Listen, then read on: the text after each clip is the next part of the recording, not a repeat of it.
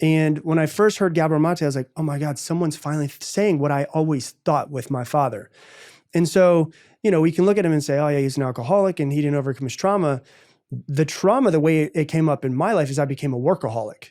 And so I didn't, sometimes we could see someone and say, oh, they drink too much alcohol, they do too much drugs, they eat too much food. And we can say, oh yeah, that's their addiction. The problem and the hard thing in our society is that my addiction of workaholic is rewarded. And people look up to it and they're like, you're doing so great. You're making so much money. All of this is so good.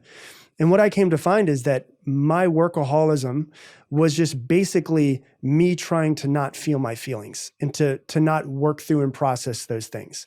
Like scrolling on social media could be that way for somebody. It could be, some people are addicted to working out. Some people are addicted to, watching TV and there's so many, some people are addicted to shopping. There's so many different addictions that we have.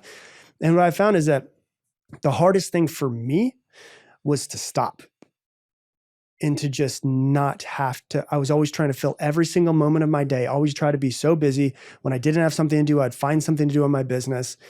Businesses, you can always work all day, every day.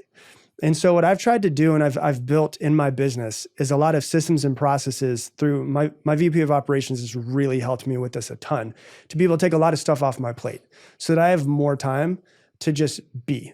It's my personal belief that I think that God, the universe, life, whatever it is, speaks in silence.